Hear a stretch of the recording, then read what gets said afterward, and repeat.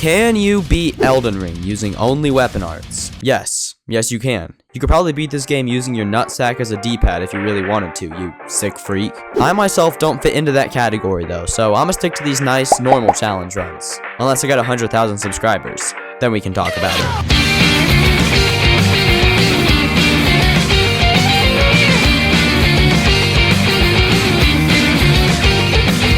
染まるよ染まる薄着の君は後ろに伸びる夏の光でさえも息を吹きかけ変わらず綺麗に映した今日はなんかつまらないまま日が暮れたんだ君の足跡も見ないまま夕暮れさえも裏切ったんだ街の明かりはここがあるともしてるのに恥ずかしかった君の腕も愛してたんだなのに空の青は僕に気づかないまま消えてしまった君が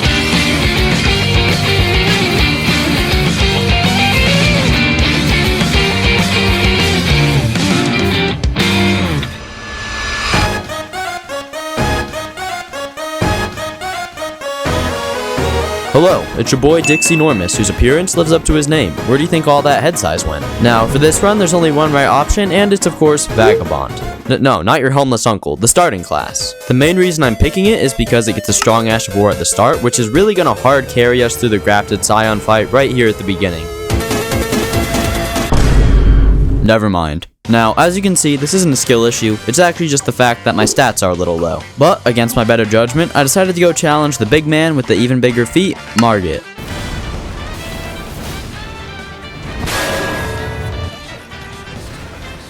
Oh my god, bro. Oh, hell no. Sadly, I'm not going to be able to brute force this playthrough, at least not yet, so we're going to have to do all our normal run activities, like bleeding Holy Grail and jumping off a bridge. I swear, my cockslong isn't suffering from any mental illnesses or diseases, besides Alzheimer's, and maybe a hemorrhoid. Heading back, I had a much easier time with my man, and after a few thrusts, we were able to finish him off. Now that I have that little maggot out of my noggin, I can finally go finish up looting in peace, by doing the flask upgrade routes and heading down to Gale Tunnel for a very special item that no one's ever used in their life, the Moonveil. See, while our longsword was great, it's not exactly flashy, and if we want to become the best L2 spammer this side of the continental United States, then we're gonna need my little magic katana. That's what they used to say about me. Now, the main part of the cave had me feeling like I was in a Diddy party, the way I was slip-sliding right on through, and while I was hoping that would carry over to our little encounter with the magma worm, my wish, alas, got thrown to the ground and violently beaten, because he was rocking my world. I'm a persistent little bugger though, so instead of doing the obvious thing, which is to go ahead and upgrade, I instead hard pushed him for 26 minutes straight until I had an insane strategy. It literally just takes 2 hits to the head with our Ash of War and he's already staggered. Now I can't really get the crit off because you hopefully aren't illiterate and were able to read the title, but I'm pretty sure that doing this was yielding more damage anyway. All I had to do was rinse and repeat, and within minutes he was fading into a weird white dust while I just awkwardly ran around.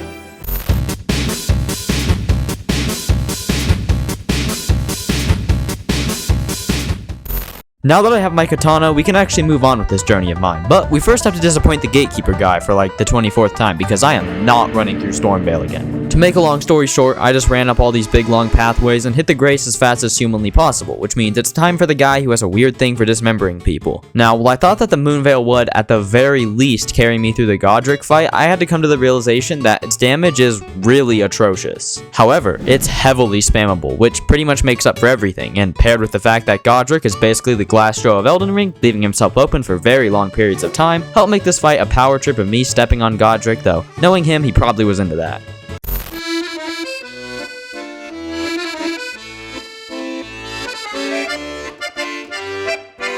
Before we head into Liurnia though, we're gonna have to address an issue here. It's hard to upgrade a bunch of weapons at once, which means I have to take even more time away from things I could be doing, like yelling at my ranked teammates in Marvel Rivals or watching old Godzilla movies, because I instead have to find Somber Miner's bell bearings. Specifically the first and second ones. Along the way, I remember that the Bloodhound's Fang is easy to get, so I got a little distracted killing that guy, though it's really gonna be worth it for our next big dungeon, the Academy of Raya Lucaria. Now, if I'm being honest here, we have a lot of bosses to beat, and if I don't hop Top 2, this video probably won't be out for months, so sadly we are just running through the entire place. Luckily for us though, the Red Wolf poses a much lesser threat when pitted against Dixinormus and his magic little katana, and while there were a few hiccups, this fight overall was an absolute curb stomp. However, I already know from personal experience that you can't bring magic damage into the Rennala fight or you get violently touched, so this is where our Bloodhound's Fang gets whipped out. Sadly, we are still getting destroyed by her, and I would be lying to you if I said I wasn't crashing out at my desk during this. However, in typical Souls fashion, right after eating dinner, I came back and got her first try.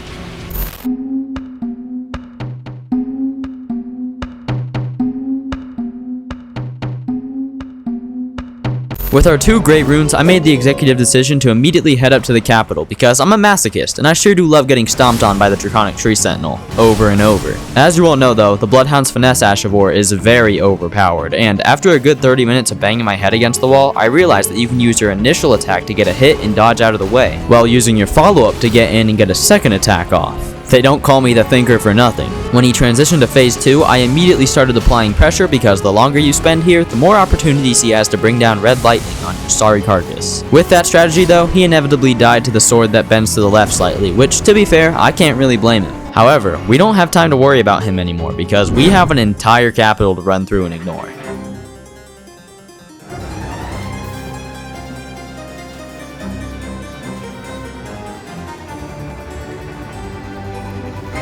While that little adventure is coming to an end, my relationship with Godfrey, the Piss One, is just getting started, and not for very long because he doesn't really fall into the category of hard bosses, just bosses that make me hard. He too, however, trembles under the constant pressure of my sword with a little bend in it. The real question is, will Morgott? And my answer to that is meh. See, while I'm definitely a skilled player, my real bottleneck here is the Bloodhound's Fang, because we all know it's a mediocre weapon at best. I mean, look at this damage. Do you expect me to actually use this? However, my past self seemed to have forgot about the existence of other weapons because he just kept it equipped the entire time, which thankfully, in the hands of a skilled player like myself, isn't a problem.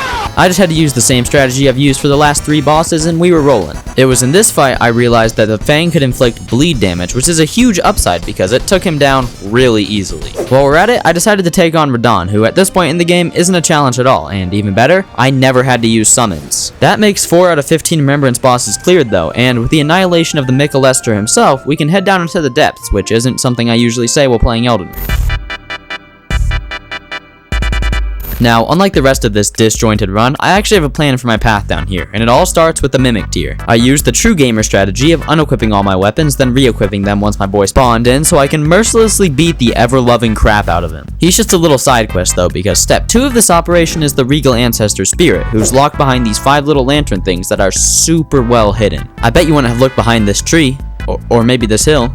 Who am I kidding? FromSoft isn't exactly known for their amazing puzzle design. However, they are known for their amazing boss design, and the Regal Ancestor Spirit is a great example. Yeah, no, not that either. Why did FromSoft think it was a good idea to give him a move that heals him? It's not like he's hard or anything, I just hate that I had to fight him longer than necessary. As you can see here, we're still using the Bloodhound's Fang, but I swear, we'll be dropping it soon. I just need to get some upgrades first, and wiping the floor with this hippie deer thing is a pretty solid way to do that. Since we're in the area, I thought it would be a good idea to take on the Twin Bell Gargoyles, and that's when I was brutally reminded why I hadn't fought these guys since my first playthrough. Unless you're a masochist who enjoys janky hitboxes, poison that seemingly materializes out of thin air, and getting tag teamed by the second dude who absolutely has no sense of personal space, then I'd bet you're in the same boat as me. However, after many failed attempts, at least 3 different controllers, and enough internal screaming to put me in therapy, even the budget Bell Gargoyles fell to the wrath of the Green Demon. But we're not done yet. There's still one more challenge, if you can even call it that, waiting for us down here. Still. But before we get to him, we first have to cross the giant red swamp. I somehow forgot to record that part, but honestly I think that's for the best because I definitely don't want to write another freaking script about this place. As for the fight, yeah, it went exactly how you'd expect. The Fang made short work of him, and aside from that one annoying frame trap attack, he really didn't have anything else going for him. The Malformed Johnson Beast remains one of the easiest bosses in the game. Now, I bet you're wondering what all these levels are for, considering I basically sacrificed a pretty decent chunk of this run just for extra power, and luckily for you, I have a very red reason for that. See, since we already killed Morgott II earlier in this video, we have immediate access to the entirety of the mountaintop of the giants, and there just happens to be a very specific katana dropped by an invader who wields it. I know you would have never guessed it, but it's the Rivers of Blood because boy, I sure do love bleeding. Now, if I were to tell you that this was an easy fight that I just breezed through without any trouble at all, I would be flat out lying to your face, because this stupid little NPC was harder than literally any other boss, enemy, or animal I've had to fight this entire run. We were able to take him down though, and with my newly acquired arms, I figured it was a good idea to go up to the Volcano Manor, because even though the Remembrance boss requires a different strategy than the rest of the run, the Godskin fatty who guards him sure as hell doesn't.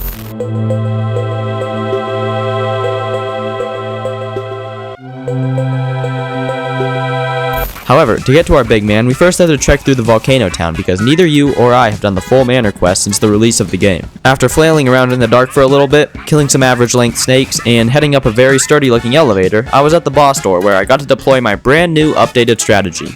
No, not that one. This one. We immediately open with the combo wombo that only involves me nestling up close to his 5th chin and hitting L2 over and over. The title of this video wasn't beating Elden Ring with pure skill, was it?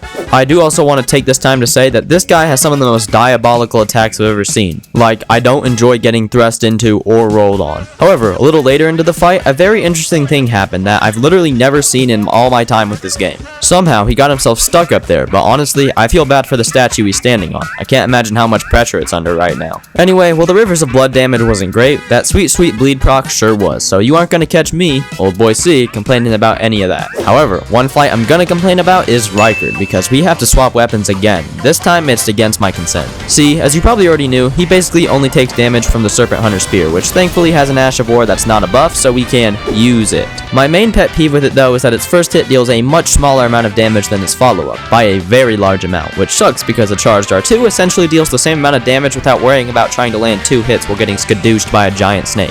The first phase, of course, went about as well as you'd expect, with us beating the crap out of him. Second phase is essentially the same as first phase, but with a big sword that has some absurd delays that take a little bit of time to get used to. However, it's all made up for when I can watch myself deal 10,000 damage and stagger him in the time span of 2 seconds. I kinda wish I hadn't complained about this guy so much though, because we still have a fire giant who I struggle with so much to this day. I can't see him 3/4 of the time, and when I can, his hitbox is already crashing down on my head, dealing damage that makes me physically want to harm my desk. And while I know I said I was gonna drop the Fang the rest of this playthrough, we're gonna have to give it an encore because I genuinely think I would still be stuck on him to this day without it. We of course start by absolutely assaulting the little ropes tied around his ankle because we won't be doing crap without those gone. I also want to point out that Ashes of War just don't work when you're on your horse, which is one of the most awful things I think I've ever had to come to terms with. Now, I never realized how much this guy likes to roll around the arena, so half the fight I was just skedaddling around getting on and off my horse. Overall, the first phase still wasn't terrible, but as is anything in my life, if I do something half decently with mediocre results, I'll absolutely bomb it later. No pun intended. See, since I didn't have anything ranged like I almost always do, I had to find a new crit point to hit because those dogs were unavailable for me to tickle at the moment, which meant my only option was his hands, and seeing as they're on fire, it's a little bit of a challenge. But thankfully, with some well-timed staggers and very close calls, I was able to take him down and move on from this dark point in my life because I get to move on to an even darker one, the Haligtree.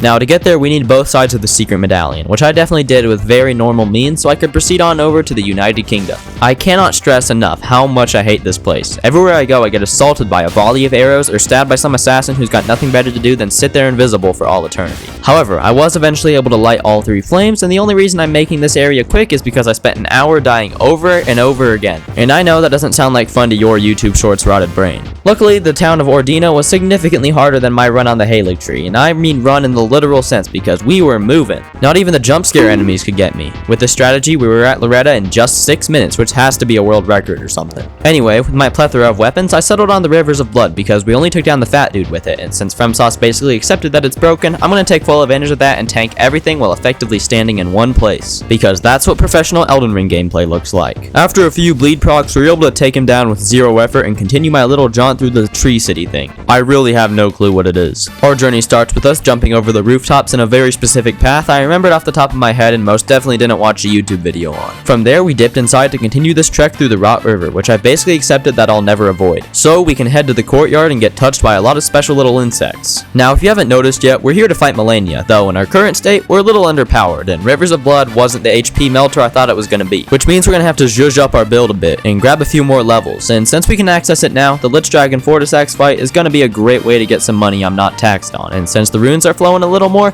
I got some upgrades for Morgott's Cursed Sword. Now, the Ash of War was surprisingly strong, and I had a good feeling we would kill him first try. The main reason this weapon is so good is because it deals a follow-up attack, which can allow me to deal damage without even having to hit R1. The spamming was intensifying around the halfway point, and that's when I noticed we got an absolutely massive bleed proc, which basically carried us to the win. However, we're still not quite ready to take on the Strong Lady yet, because there's a certain talisman I want for this certain weapon I have lined up, but it's located in Farum Azula, and pretty deep in I might add. So I run past the furries and dragons to take on the Godskin Nobles, who honestly, for the first time ever, felt like a joke. We were clapping the 4 or 5 guys who spawned in this duo fight, and it felt like I was winning. Life was finally looking up. Things are going my way.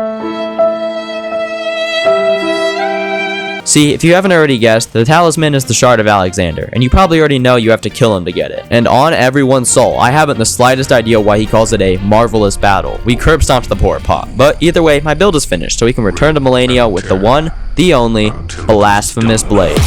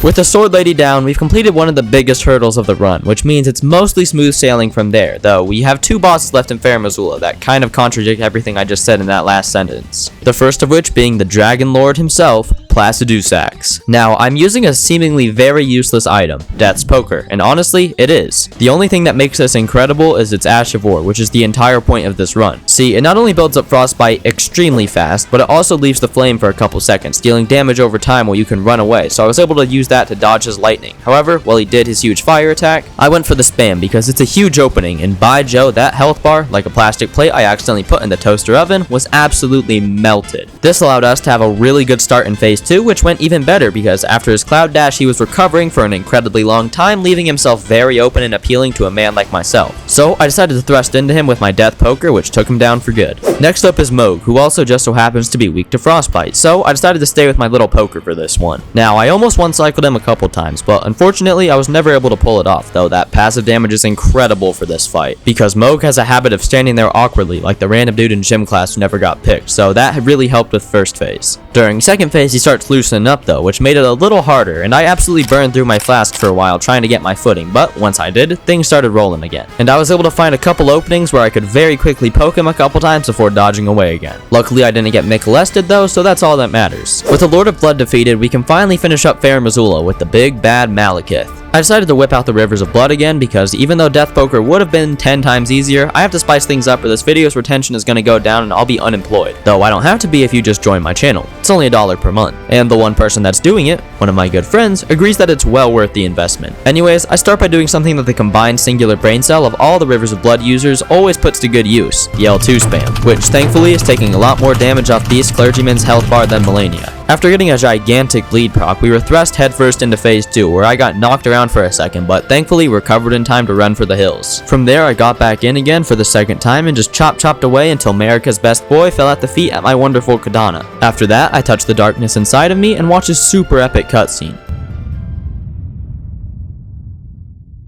You'll be Elden Lord yet.